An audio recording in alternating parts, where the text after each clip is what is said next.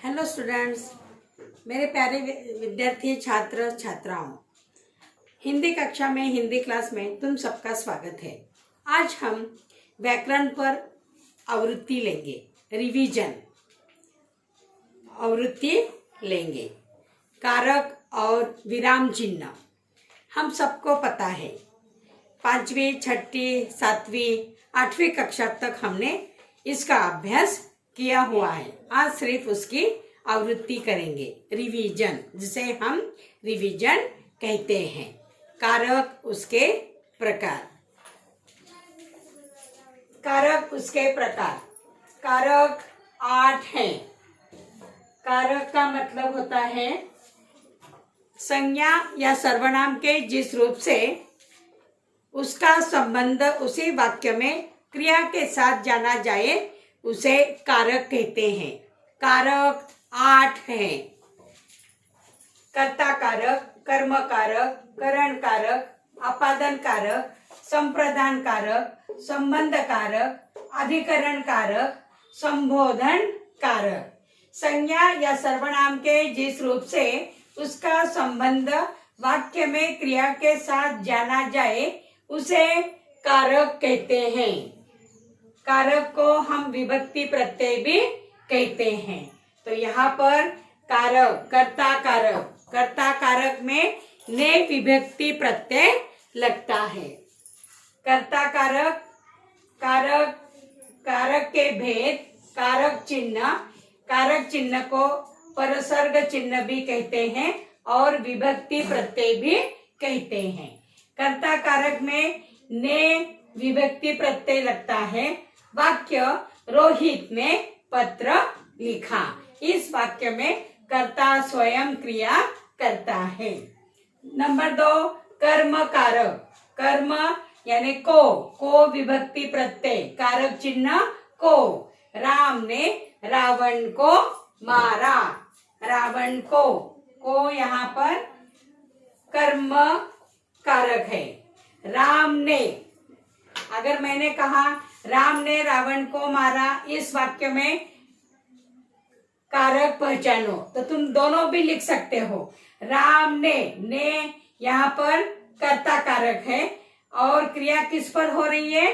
रावण पर। तो रावण कर्म कारक है, यानी राम ने रावण को मारा। तो यहाँ पर हम नंबर 2 में कर्म कारक हमें बताने का है, इसीलिए को विभक्ति प्रत्यय लगता है, कारक लगता है। राम ने रावण को मारा। सिर्फ को ही हमने अधोरेखांकित किया है।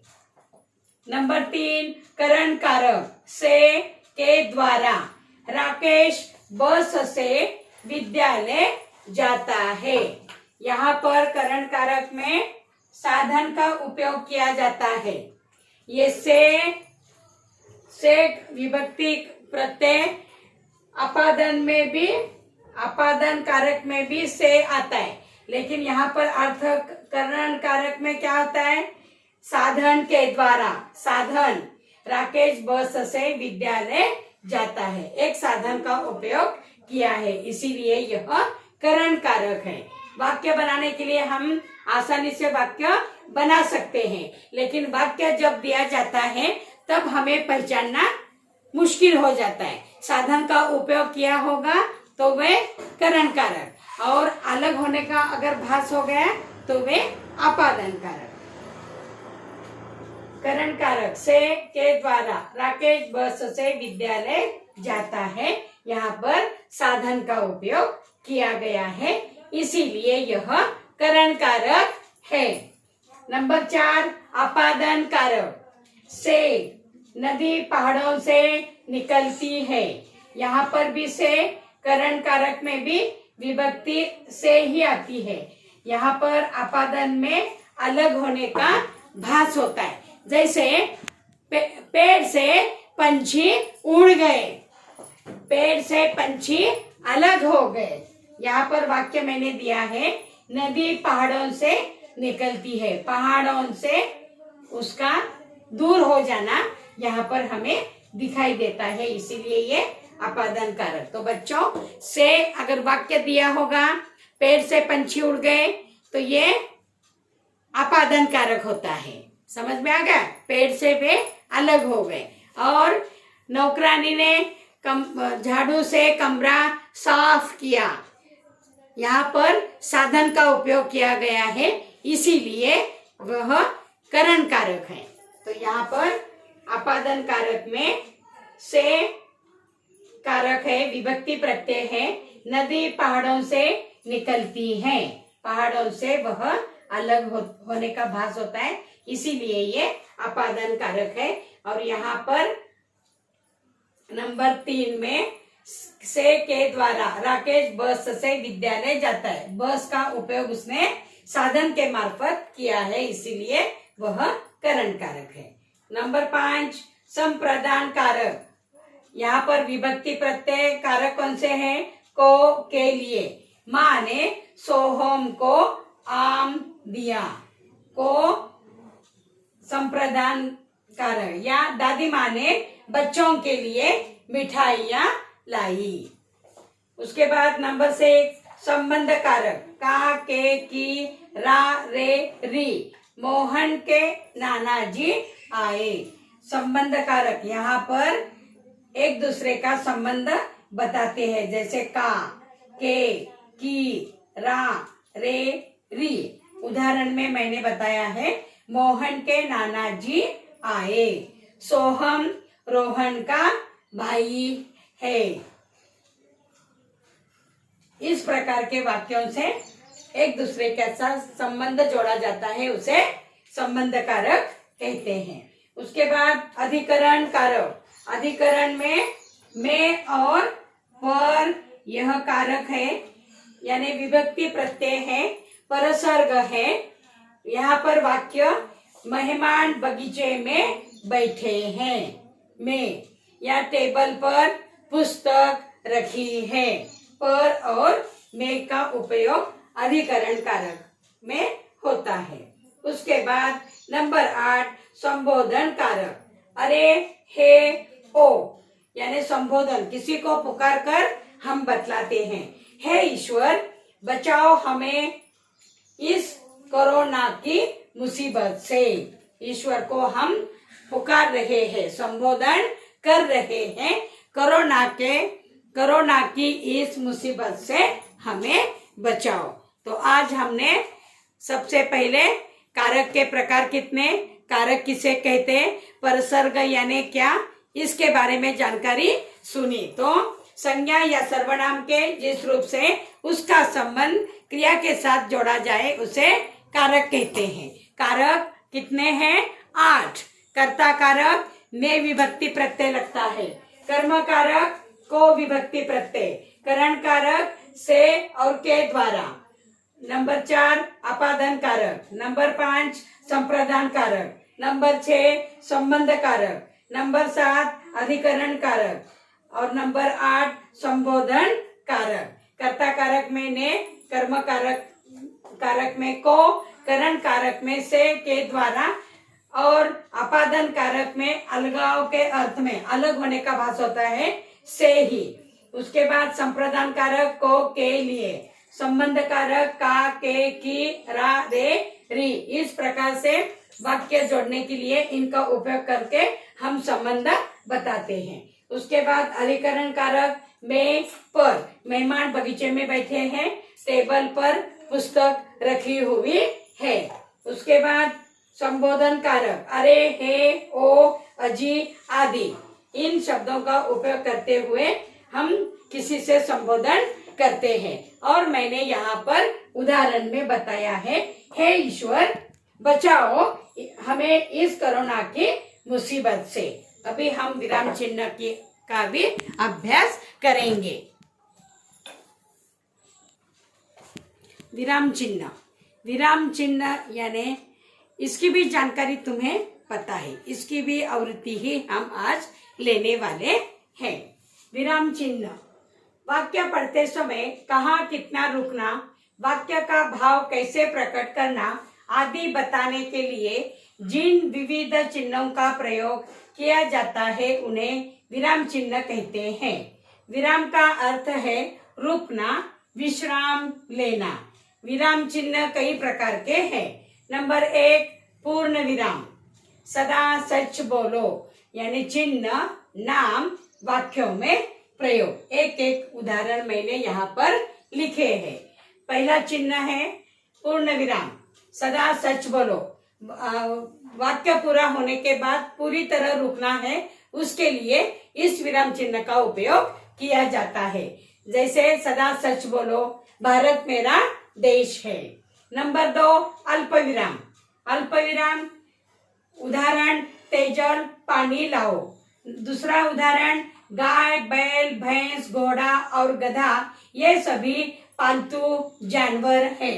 अल्प विराम पूर्ण विराम से थोड़ा कम और कम रुकने के लिए इस चिन्ह का उपयोग किया जाता है। एक ही जाति के अनेक शब्द एकत्रित लिखते समय उसका उपयोग किया जाता है, या किसी का संबोधन करने के बाद, किसी का नाम पुकारने के बाद हम थोड़ी देर रुकते हैं और फिर उसे काम बताते हैं। जैसे उदाहरण में मैंने लिखा है तेजल पानी लाओ।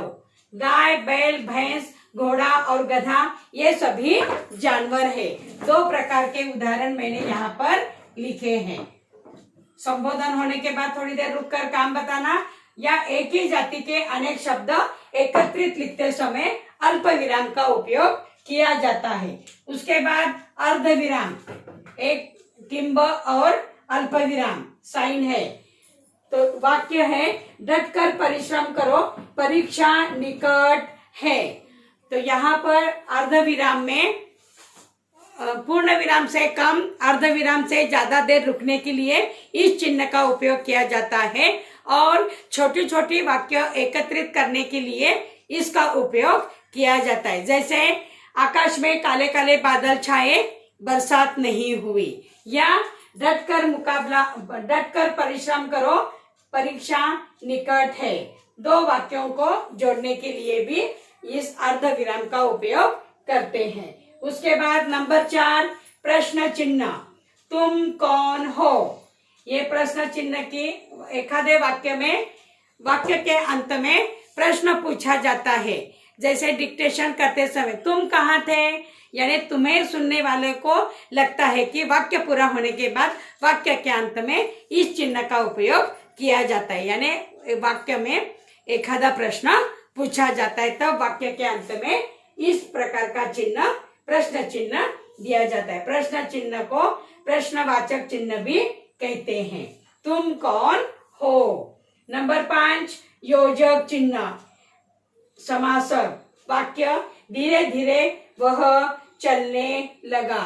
यहाँ पर योजक चिन्ह, 2 जोड़ शब्द जोड़ने के लिए हम बीच में एक छोटी सी लाइन देते हैं, लकीर खींचते हैं। इसे समासक चिन्ह भी कहते हैं, या शब्द युग्म लिखते समय इस चिन्ह का उपयोग भी किया जाता है। जैसे धीरे धीरे, घर घर, घर घर दिए जल रहे हैं, धीरे धीरे वह चलने लगा, यह शब्द युग्म भी होता है। सामासिक, इसे सामासिक शब्द भी कहते हैं। जोड़ शब्द लिखते समय 2 शब्दों के बीच में ये चिन्ह दिया जाता है, इसे योजक या समासक चिन्ह भी कहते हैं।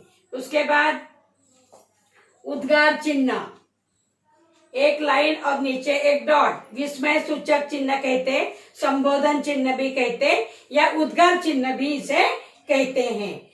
हे मातृभूमि तुम्हें प्रणाम, यानी विस्मय सूचक संबोधन या उद्गार चिन्ह में देखते बराबर भावना प्रकट की जाती है। वो भावना कैसी होती है, कभी शोक, कभी दुख, कभी अचरज, ऐसे इससे देखते बराबर हम भावना व्यक्त करते हैं। अरे अरे अरे क्या हो गया बेचारे को, अरे वाह कितना चित्र सुंदर निकाला है। इस प्रकार से हम भावना व्यक्त करते हैं। शब्द के बाद या वाक्य के बाद में इस चिन्ह का उपयोग किया जाता है, इसे उद्गार चिन्ह भी कहते हैं। जैसे वाक्य में मैंने लिखा है, हे मातृभूमि तुम्हें प्रणाम।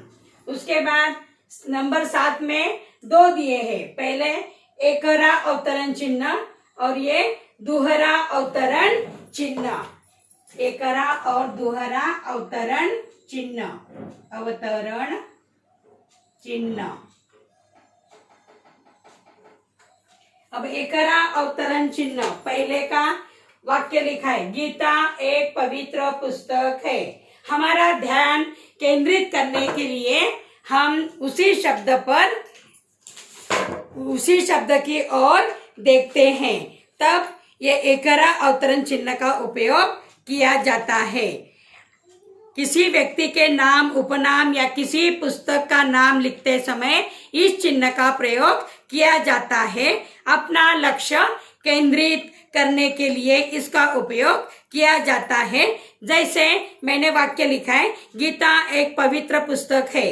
गांधी जी को लोग बापू कहते हैं। बापू को इकहरा अवतरण चिन्ह। या प्रेमचंद ने गोदान नामक उपन्यास लिखा। प्रेमचंद जी का पुस्तक के नाम के लिए उसको एकहरा अवतरण चिन्ह हम देते, जिसे तुम इंग्लिश में कहते हैं सिंगल इन्वर्टेड कॉमा। दूसरा है दोहरा अवतरण चिन्ह। इसमें दूसरों के वाक्य जैसे के वैसे लिखने के लिए इस चिन्ह का उपयोग किया जाता है। दोहरा अवतरण चिन्ह जब किसी के कथन को बिना किसी परिवर्तन के जो क्यों त्यों लिखना हो, तब इस चिन्ह का प्रयोग किया जाता है। जैसे पिताजी ने पूछा, कैसा किया पेपर। बच्चे की परीक्षा शुरू हो गई थी और घर पर आते ही पिताजी ने बच्चे से सवाल किया। पिताजी ने पूछा, कॉमा इनटू इन्वर्टेड कॉमा अवतरण चिन्ह स्टार्ट, कैसा किया पेपर, प्रश्न पूछा है, अवतरण चिन्ह को बंद किया है। समझ में आ गया। तो जैसे दूसरों के वाक्य जैसे के वैसे उतारने के लिए हमें इस चिन्ह का उपयोग करना पड़ता है, उसे दोहरा अवतरण चिन्ह कहते। और एकहरा अवतरण चिन्ह हमारा ध्यान केंद्रित करने के लिए एक ही शब्द पर हम अवतरण चिन्ह लगाते हैं। जैसे गीता एक पवित्र पुस्तक है। प्रेमचंद ने गोदान नामक उपन्यास लिखा। या गांधी जी को लोग बापू इस नाम से जानते थे। बापू को एकहरा अवतरण चिन्ह। हमारा ध्यान केंद्रित करने के लिए इन चिन्हों का उपयोग किया जाता है। और ये दोहरा दूसरा दो है। एकहरा पहला उदाहरण, गीता एक पवित्र पुस्तक है। दूसरा दोहरा अवतरण चिन्ह, पिताजी ने पूछा, कैसा किया पेपर। या दूसरा वाक्य, राजा ने कहा, अब मैं निश्चिंत हो गया। तो अब मैं निश्चिंत हो गया। राजा ने कहा, comma into inverted comma start, मैं निश्चिंत हो गया, पूर्ण विराम अवतरण चिन्ह बंद। समझ में आ गया सभी को। उसके बाद अभी नंबर 7 एकहरा अवतरण और दोहरा अवतरण नंबर 7 में हमने लिखा है। नंबर 8 विवरण चिन्ह। उसके बाद निर्देशक चिन्ह, हंसपद और कोष्ठक। नंबर 8 इस प्रकार का साइन है, विवरण, 2 डॉट और लंबी लाइन। विवरण के लिए नीचे देखिए। जब किसी वाक्यांश के बारे में कुछ विस्तार से कहना हो या किसी पद की व्याख्या करनी हो तो इस चिन्ह का उपयोग किया जाता है। जैसे विवरण के लिए नीचे देखिए। या विशेषण के निम्नलिखित भेद होते हैं, ये साइन देनी है। फिर गुणवाचक, संख्यावाचक, परिमाणवाचक और सार्वनामिक विशेषण ऐसा लिखना चाहिए। नंबर 9 कोष्ठक। अभी कोष्ठक में भी 3-4 प्रकार है। छोटा कोष्ठक, बड़ा कोष्ठक, मजलाकार कोष्ठक। जैसे उदाहरण, मनु हंसते हुए, मैंने लड्डू का डिब्बा देखा भी नहीं। तो यहाँ पर छोटा कोष्ठक, बड़ा वर्गाकार कोष्ठक, मजला सर्पाकार कोष्ठक में ऐसे वाक्य लिखे जाते हैं। नंबर 10 डॉट, टिम्ब के जैसा है लेकिन बड़ा गोल निकालना है, उसे लाघव चिन्ह कहते हैं। ये लाघव चिन्ह संक्षिप्त में लिखने के लिए हम ऐसा लिखते हैं, कृ प उ यानी कृपया पृष्ठ उल्टिए के स्थान पर पूज्य पिताजी पूर्ण निकालकर इस चिन्ह का उपयोग हम देते हैं, उसे लाघव चिन्ह कहते हैं। लाघव चिन्ह कृपया पृष्ठ उल्टिए, PTO इंग्लिश में भी तुम लिखते हो, P के बाद डॉट, T और O। उसी प्रकार संक्षिप्त रूप बताने के लिए लाघव चिन्ह का उपयोग किया जाता है, जैसे कृपउ कृपया पृष्ठ उल्टिए के स्थान पर। नंबर 11 इस प्रकार की साइन है, इसे हंस पद कहते। लिखते समय जब कोई शब्द छूट जाता है तब उसी पंक्ति के ऊपर लिखकर यह चिन्ह लगाते हैं। जैसे उदाहरण में मैंने बताया है, मोर अपना पक्षी है। पहले लिखते समय मैं राष्ट्रीय लिखना भूल गई थी, बाद में मुझे याद आ गया, तब अपना के बाद हंस पद की साइन देनी है और फिर राष्ट्रीय पक्षी लिखना है। तो इसे त्रुटि पत्रक भी कहते हैं। लिखते समय जब कोई शब्द छूट जाता है, हम भूल जाते हैं और पूरा वाक्य लिखते हैं, बाद में हमें याद आता है, याद आने के बाद उसी पंक्ति में जहां पर ये वाक्य लिखना है, इस चिन्ह का उपयोग करते हुए ऊपर लिखना है। जैसे मोर अपना पक्षी है, मोर अपना हंस पर राष्ट्रीय पक्षी है। उसके बाद 12वां निर्देशक चिन्ह। निर्देशक यानी किसी के कथन के बाद लंबा डैश दिया जाता है। जैसे नेहरू जी ने कहा, आराम हराम है। जहां एक शब्द या शब्दों को दूसरे शब्दों से अलग किया जाता है तथा आगे किसी विशेष बात का उल्लेख किया जाता है, आगे आने वाले विवरण के सांकेतिक करने के लिए इस निर्देशक चिन्ह का प्रयोग किया जाता है। जैसे मैंने फलक पर लिखा है, नेहरू जी ने कहा डैश आराम हराम है। राजा ने उसे खोलकर देखा डैश दाने सड़ गए थे। तो इस प्रकार आज हमने कारक और विराम चिन्ह के बारे में जानकारी सुनी है। ये 5वीं, 6ठी, 7वीं कक्षा तक तुमने 8वीं कक्षा तक तुमने सुना ही होगा, पढ़ा ही होगा। सिर्फ रिवीजन आवृत्ति के लिए आज कारक और विराम चिन्हों का अभ्यास हमने किया है। ये पूरा तुम्हें वर्ग पाठ में ही लिखना है। धन्यवाद।